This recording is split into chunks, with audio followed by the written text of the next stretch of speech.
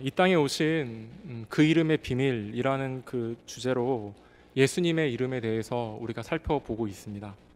지난 시간에 혹시 무엇에 대해서 배웠는지 기억나시나요? 맞습니다. 네, 잘 들으셨습니다. 네, 예수님에 대해서 우리가 나누었습니다. 예수님은 자기의 백성을 죄에서 구원하기 위해서 이 땅에 오셨음을, 그 십자가의 사랑을 통해서 우리를 구원하셨음을 우리가 함께 살펴보았습니다. 오늘은 그리스도에 대해서 함께 살펴보도록 하겠습니다.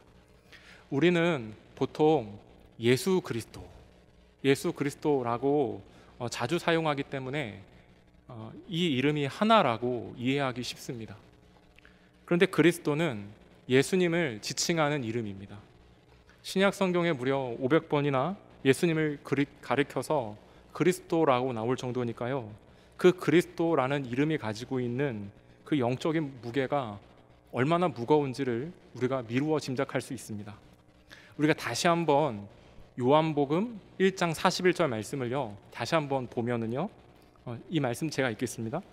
그가 먼저 자기의 형제 시몬을 찾아 말하되 우리가 메시아를 만났다 하고, 메시아는 번역하면 그리스도라. 그리스도. 이 말씀은 예수님이 그 사역 초창기에 그 예수님을 만난 안드레가 자기 형제 시몬을 찾아가서 한 말씀입니다. 근데 여기 빨간 줄로 아까 체크된 거 보면은 메시아는 번역하면 그리스도라고 기록하고 있어요. 그러니까 그리스도는 히브리어 메시아의 헬라어 버전입니다. 그러니까 간단히 말씀을 드리면, 그러니까 메시아랑 그리스도랑은 같은 말이라는 거예요. 그래서 이 메시아라는 이 말의 의미를 이해를 하면 그리스도라는 말을 우리가 더 쉽게 이해할 수 있는 것이죠. 그럼 그리스도는 무엇인가? 어떤 이름의 뜻을 가지고 있는가? 기름 부으심을 받은 자라는 뜻을 가지고 있어요. 그러니까 그리스도는 기름 부으심을 받은 자라는 뜻을 가지고 있습니다. 특별히 구약 시대에 보면 기름 부으심을 받은 자는 어떠한 특별한 목적을 위해서 하나님께서 구별해서 세운 사람, 세웠다라고 이야기할 때 보통 기름 부음 받은 자라고 표현을 합니다. 또한 그 기름 부음 받은 자는 그 감당할 수 있는 어떤 능력과 권위 또한 함께 하나님께서 허락해 주셨어요.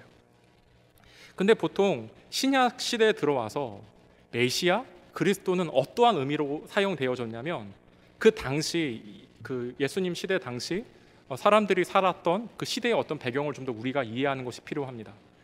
예수님 당시 모든 유대인들은 메시아를, 그리스도를 간절히 기다리고 있었습니다. 이미 구약 성경에서 예언되어 있었고, 또한 다윗의 시를 통하여서 메시아를 오신다고 했으니까 모든 유대인들이 기다리고 있었어요. 그럼 그 당시 많은 사람들이 메시아를 기다린 이유는 무엇일까요? 그 이유는 그 유대인들의 삶의 현실이 힘들었기 때문입니다. 나라가 망해서 바벨론의 포로로 70년간 있다가 고국으로 귀환을 했는데, 그 뒤에 오랜 시간 동안 외세의 침입을 당하면서 위린당했습니다.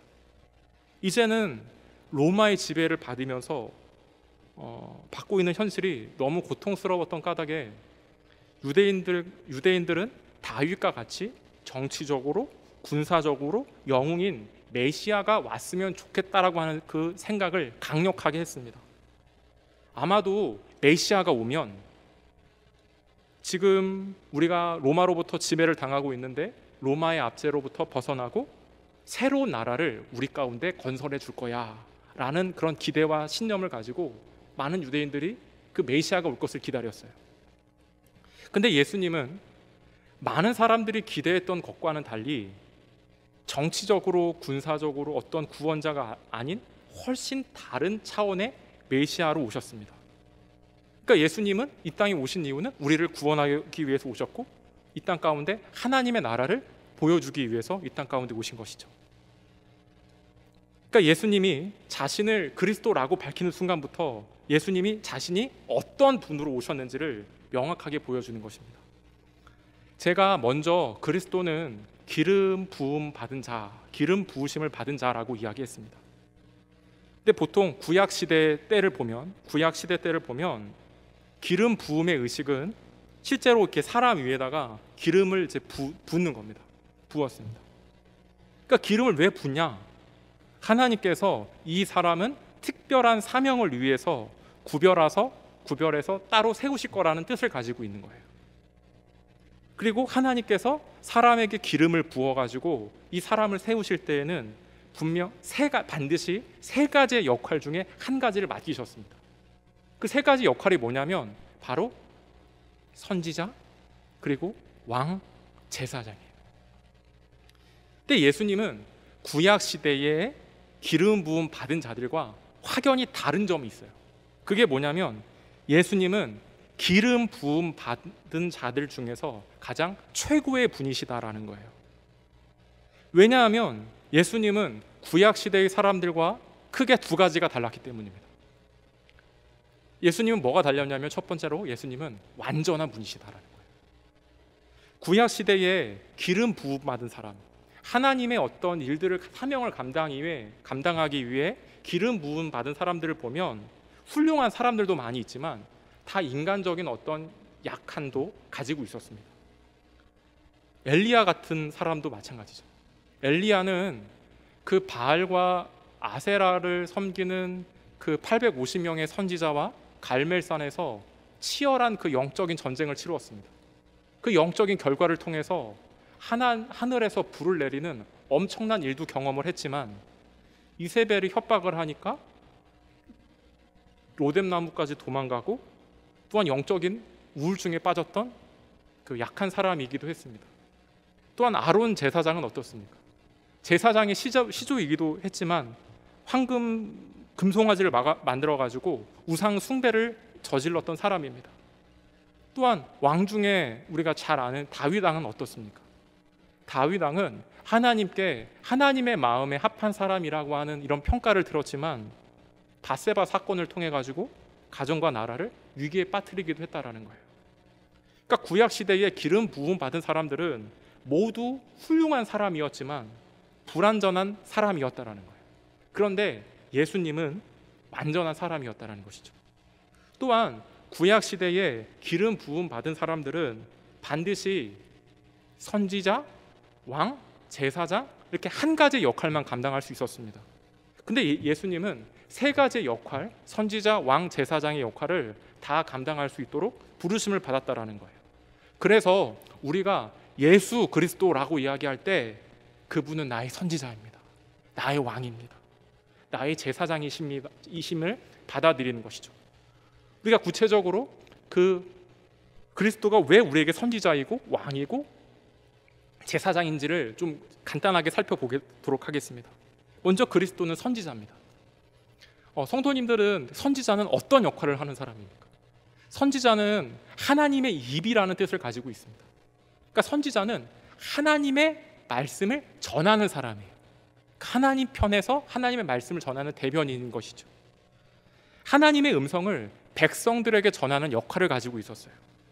그러니까 그래서 반드시 선지자가 무언가를 이야기할 때 뭐라고 항상 앞에 이야기하냐면 여호와께서 말씀하신다. 여호와께서 가라사대. 그러니까 여호와께서 말씀하신다라는 것들을 이렇게 붙이는 것이죠. 그런데 예수님은 하나님의 말씀이 성육신의 몸을 입고 이 땅에 오셨어요. 그래서 예수님은 요한복음에 보면 나는 뭐뭐다라고 반드시 이렇게 딱 얘기합니다. 나는 생명의 떡이다. 나는 세상의 빛이다. 나는 양의 문이다. 나는 선한 목자다. 나는 부활이요 생명이다. 나는 길이요 진리요 생명이다. 나는 참포도 나무다. 이렇게 바로 이야기합니다. 왜냐하면 예수님은 하나님이시고 예수님이 하나님이시기 때문에 이렇게 이야기하는 겁니다. 그러니까 예수님의 가르침과 그 말씀의 권세는 이전의 선지자와는 비교할 수 없을 정도로 다른 거예요. 그래서 예수님께서 말씀하시면은 물이 포도주가 되었던 거고, 또한 죽은 나사로가 살아났고, 또한 거친 파도가 잠잠해졌던 것입니다. 그러므로 예수님을 나의 선지자로 받아들인다라고 하는 말은 예수님의 말씀이 모든 것들을 결정하고 예수님의 말씀을 우리가 순종하며 나아가겠다라는 우리가 뜻을 가지고 있다라는 거예요. 그런데 우리가 이 세상을 살아가다 보면 우리의 뜻과 그 하나님의 말씀이 부딪힐 때가 있습니다. 우리가 우리가 하나님 믿는 사람이기 때문에 하나님의 말씀을 다 어기지는 않지만 우리가 애써 무시하고 하는 경향들이 있어요. 그런데 우리가 예수님을 그리스도라고 고백을 한다면 예수님의 말씀이 하나님의 말씀임을 받아들이고 그 말씀에 순종하는 저와 우리 성도님들이 되시기를 주님의 이름으로 축복합니다. 또한 그리스도는 왕이십니다. 예수님은 하나님 나라의 왕입니다. 그러니까 왕으로 기름 부음을 받으셨어요. 우리가 구원을 받기 전에는 사단의 종로로 타는 어둠 나라의 어떤 시민이었지만 예수 그리스도를 주로 믿으면서 하나님 나라의 시민, 하나님 나라의 백성이 되었습니다. 이제는 우리는 하나님의 말씀대로 그분의 다스림을 받으며 살아야 하는 것이에요. 그래서 그리스도는 내 삶의 왕으로 고백을 할 때 우리의 삶의 모든 영역에서, 어떤 부분은 지배 안 받는 게 아니라 내 삶의 모든 영역에서 예수님이 나의 왕으로 다스림을 받겠다고 선언을 하는 겁니다. 특별히 예수님은요, 교회의 주인이시죠. 에베소서 4장 15절에서부터 16절 말씀을 보면 이렇게 기록하고 있습니다. 제가 읽겠습니다. 오직 사랑 안에서 참된 것을 하여 범사에 그에게까지 자랄지라. 그는 머리니 곧 그리스도라. 그에게서 온 몸이 각 마디를 통하여 도움을 받음으로 연결되고 결합되어 각 지체의 분량대로 역사하며 그 몸을 자라게 하며 사랑 안에서 스스로 세우느니라. 그러니까 교회 되려면 왕이신 그 예수님의 다스림 안에 있어야 되는 것이죠. 그래서 개인과 또한 가정과 교회도 예수님의 이름으로 다스림을 받는 저와 우리 성도님들 되시기를 주님의 이름으로 축복을 합니다. 또한 그리스도는 우리의 제사장이라는 거예요. 제사장은 뭐냐면 하나님과 사람 사이를 연결해 주는 중보자입니다. 요한복음 14장 6절에 보면 이렇게 기록하고 있어요. 곧 내가 길이요 진리요 생명이니 나로 말미암지 않고는 아버지께로 올 자가 없느니라. 그러니까 그리스도이신 예수님이 우리의 제사장 되신다라는 것이죠. 죄 많은 우리가 하나님께로 갈 수 있는 유일한 길은 예수님밖에 없습니다. 구약에서 제사장의 역할은 그 백성들을 대표해서 어린 양을 죽여가지고 희생 제사를 드렸습니다. 근데 이제 십자가에서 예수 그리스도의 그 보혈의 은혜를 통하여서 우리와 하나님 사이의 그 간극이 좁혀진 거고 예수 그리스도를 통하여서 우리가 하나님 앞으로 나아갈 수 있게 되는 것이죠. 그래서 그리스도를 내 삶의 제사장이라고 고백을 할 때 우리는 제사장 대신 예수 그리스도의 보혈의 능력을 믿는 거예요. 그 능력을 믿고 그 은혜로 말미암아 우리는 구원을 받고 하나님 아버지 앞으로 나아갈 수 있다라고 고백을 하는 것입니다. 이것이 그리스도가 가지고 있는 의미인 것이죠. 또한 예수님께서 그 마태복음 16장에 보면 가이사라 빌립보 지역에 이르러서 그 제자들한테 질문하는 내용이 나오는데 그 마태복음 16장 13절에서부터 15절까지 말씀을 먼저 우리가 한번 보도록 하겠습니다. 13절 말씀 제가 읽습니다. 예수께서 빌립보 가이사라 지방에 이르러 제자들에게 물어 이르시되 사람들이 인자를 누구라 하느냐? 이르되 더러는 세례 요한, 더러는 엘리야, 어떤 이는 예레미야나 선지자 중에 하나라 하나이다. 이르시되 너희는 나를 누구라 하느냐? 그러니까 지금 이 예수님께서 가이사라 빌립보 지역에 이르렀을 때 어느 날 갑자기 제자들한테 물어봅니다. 너희는 나를 누구라고 하느냐? 너희는 나를 누구라 하느냐? 그래서 제자들은 그 당시에 사람들이 많이 가지고 있던 의견들을 정리해서 이야기합니다. 선생님은 어떤 사람을 세례 요한이라고 이야기합니다. 왜 세례 요한 같다라고 얘기했을까요? 어떤 사회의 어떤 병폐나 부조리를 고발을 하고 하나님의 정의와 심판을 무섭게 선포한 세례 요한. 그러니까 사람들은 이런 어떤 정의와 심판자의 의미를 갖고 예수님을 봤던 것이죠.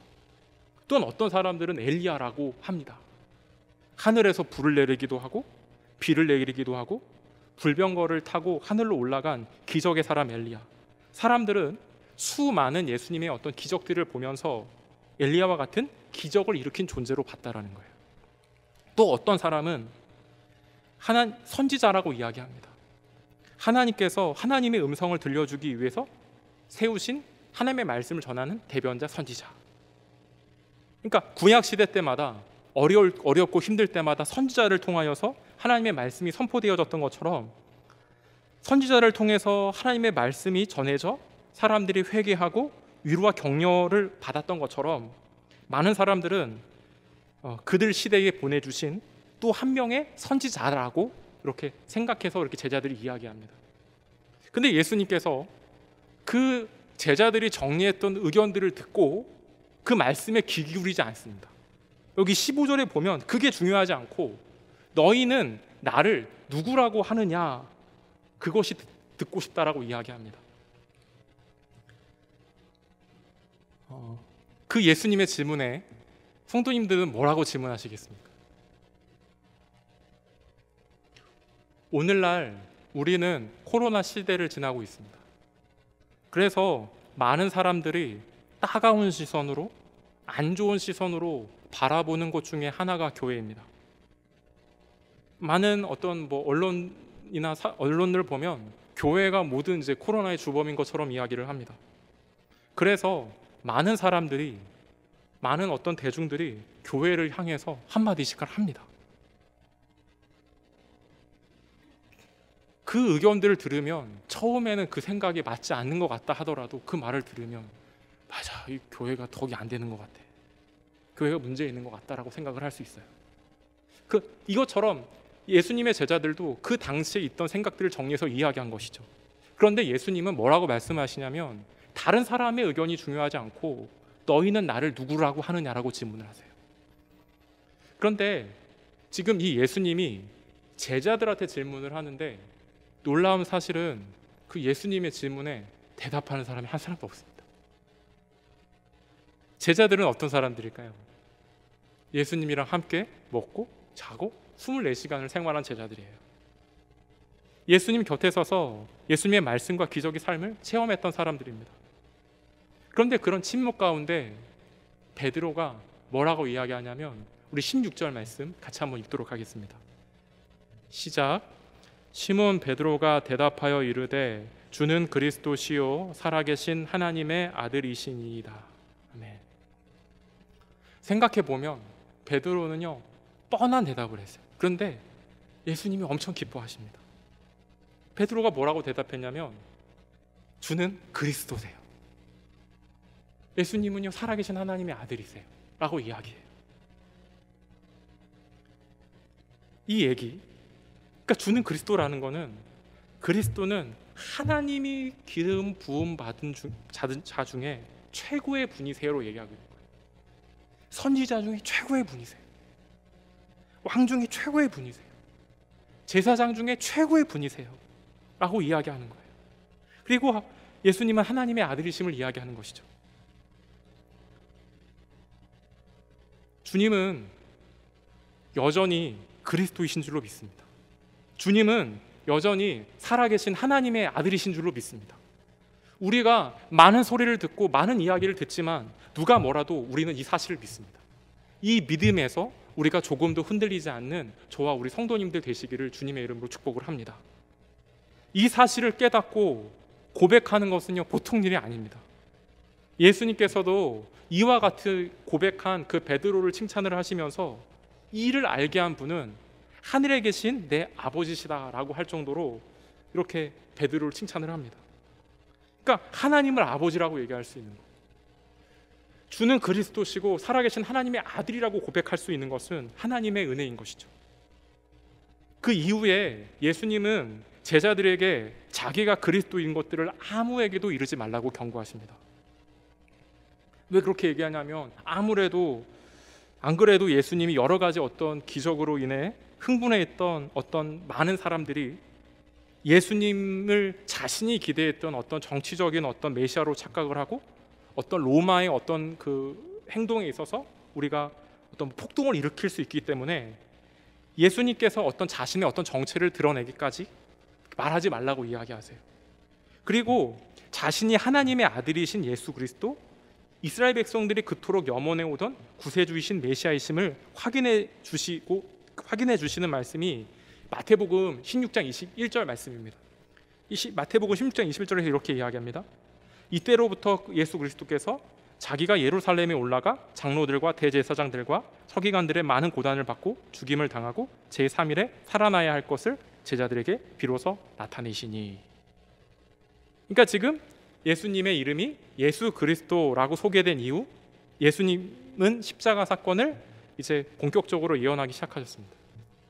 지난 시간에도 제가 말씀드렸듯이 예수님의 핵심 사명은 십자가입니다. 십자가에서 죽으시고 부활하심으로 말미암아 우리의 구원을 이루시는 분이라는 거예요. 그래서 십자가의 예수님을 믿는 모든 자는 하나님 나라의 백성이 돼서 영원토록 영광을 누리게 되는 것이죠. 또한 시간이 흘러가지고 예수님이 실제로 십자가에서 죽으시고 부활하셨습니다. 부활하신 주님은 그 엠마오로 가는 두 제자에게도 함께 걸으며 똑같은 말씀하는 내용이 누가복음 24장 26절에 나오는데요. 이 말씀 보시면 이렇게 기록되어 있습니다. 그리스도가 이런 고난을 받고 자기의 영광에 들어가야 할 것이 아니냐 하시고.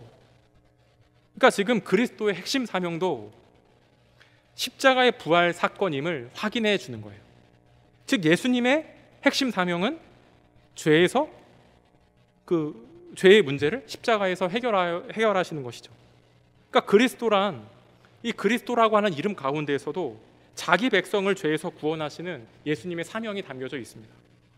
사람들은 주님이 행하신 기적들을 보고 여러 가지 다른 기대와 예수님을 보고 쫓아갔지만 예수님의 핵심 사명은 십자가의 구원인 것이죠. 그래서 우리가 예수님의 이름을 부를 때, 맞아, 예수님은 자기 백성을 죄에서 구원하기 위해 오셨어 라고 생각하듯이, 우리가 이 십자가를 생각하듯이 그리스도의 이름을 부를 때에도 십자가의 구원의 은혜를 같이 생각을 해야 하는 것입니다. 또한 우리가 그리스도는 아까 제가 맨 처음에 그 기름 부음 받은 자라고 제가 말씀을 드렸습니다. 그런데 이 기름 부음 받은 자라고는 이야기를 할 때 빼놓을 수 없는 것이 있는데, 그것이 무엇이냐면 성령이죠. 그리스도란 이름은 이 기름 부음 받은 자라는 뜻을 가지고 있는데, 성경에서 그 기름 부음에 대해서 이야기할 때 꼭 성령의 임재를 붙여서 설명을 합니다. 성령이 우리에게 임한다라는 말은, 그러니까 성령의 기름 부으심이라는 표현으로 사용되어지는 것이죠. 그 하나님이 기름 부으신 그 예수 그리스도의 삶과 사역에는 항상 성령의 기름 부으심으로 그의 예수님의 삶이 항상 충만한 것을 보여줍니다. 그것이 이제 사도행전 10장 38절 말씀에 나오는데요. 이 38절 말씀을 제가 읽도록 하겠습니다. 하나님이 나사렛 예수에게 성령과 능력을 기름 붓듯 하셨음에 그가 두루 다니시며 선한 일을 행하시고 마귀에게 눌린 모든 사람을 고치셨으니 이는 하나님이 함께 하셨습니다.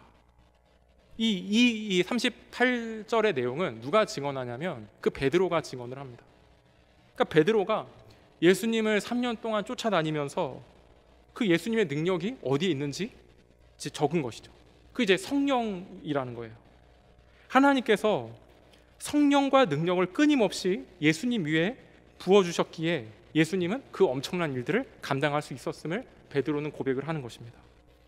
하나님은 그 기름 부음 받은 자에게 하늘의 능력을 부어주십니다. 예수님은 인간의 육체를 가지고 이 땅 가운데 오셨지만 하늘의 능력으로 가득하셨던 분입니다. 예수님은 하늘의 능력이 충만했기 때문에 이 땅에서도 어떤 어려운 문제를 만나도 당황하지 않고 어떠한 힘든 상황 가운데서도 물러서지 않으셨습니다. 예수 그리스도의 그 보혈의 피로 거듭난 우리에게도 주님은 성령을 통하여서 기름 부어주시는 것이죠. 하나님이 어떤 사명, 하나님의 그 맡겨진 사명을 감당하는 사람들에게는 하나님의 능력을 반드시 허락해 주십니다. 그런데 중요한 거는 하나님의 능력이 허락해 주시는데 나는 능력이 없고 나는 부족한 것 같고 항상 이런 자리에 우리가 머물러 있을 때가 많아요. 그런데 내가 부족하고 내가 능력이 없고 내가 연약함을 누가 가장 잘 아실까요? 하나님이 가장 잘 아시죠. 그래서 하나님은 우리가 교회에서 사역을 감당하고 여러 가지 어떤 일들을 감당할 때 반드시 그 일들을 감당할 수 있는 능력을 주십니다. 중요한 것은 내 상황, 내 자신의 어떤 연약함을 의지하며 나아가는 것이 아니라 오직 겸손한 심령으로 기도하면서 성령의 기름 부으심을 간구하는 것이죠. 성령께 간구하며 나아가는 것이죠. 그러면 하나님께서 반드시 우리 삶 가운데 채워주실 줄로 믿습니다. 그래서 우리는 감당해야 될 사명이 많을수록, 교회에서 감당해야 될 사명들이 많고 우리의 삶 가운데 내가 감당해야 할 일들이 많이 있을 수 있도록, 일이 많을수록, 막중할수록 우리는 더욱더 겸손히 주님 앞에 기도하고 성령으로 충만한 저와 우리 성도님들이 되어야 될 줄로 믿습니다. 또한 이 사도행전 10장 38절 말씀에 보면 이렇게 기록하고 있습니다. 여기 하반절 말씀에 보면 선한 일을 행하시고 마귀에게 눌린 모든 사람을 고치셨으니 이는 하나님이 함께 하셨습니다. 그러니까 지금 주님은 이제 마귀에게 눌린 사람들도 고치셨는데, 마귀가 고친 이유는 뭐냐면 그 예수 그리스도의 이름에 능력이 있는 것이죠. 그러니까 예수님께서 가시는 곳마다 마귀들이 이제 고침 받게 되어지는 일들이 있는데, 이 어떤 사단의 영향력, 이런 마귀의 영향력은 어마어마하지만 그 영향력을 물리칠 수 있는 일은 예수 그리스도의 보혈의 능력밖에 없음을 믿습니다. 또한 예수 그리스도가 행하신 그 모든 기적과 승리할 수 있었던 비결이 뭐냐면 여기 38절 마지막 절에 보면 하나님이 함께 하셨기 때문입니다. 성령의 능력으로 기름 부음 받은 자의 특징은 그의 삶이 어려움이 없는 게 아닙니다. 어려움이 있지만, 내 앞에 수많은 난관들이 가운데 놓여 있지만 하나님이 함께 하시는 삶입니다. 하나님이 우리의 삶 가운데 동행하시면 무슨 일이든지 불가능한 일이 없습니다. 그래서 우리가 무엇보다 중요해야 되는 것은 문제 가운데 문제를 어떻게 극복하는 것도 중요하지만, 우리가 하나님과 날마다 교제하고 있는 것인지, 하나님과 내가 날마다 교제하고 동행하는 삶을 살고 있는지 우리는 늘 점검을 해야 됩니다. 우리가 어느 상황, 어느 곳을 가든지 어느 곳에 있든지 간에 우리가 하나님께 함께 해야 되는 것이죠. 그런 저와 우리 성도님들이 되시기를 바랍니다. 말씀을 좀 마무리합니다. 그리스도의 이름에는 십자가의 보혈의 은혜가 담겨 있고 성령의 기름 부으심이 가득합니다.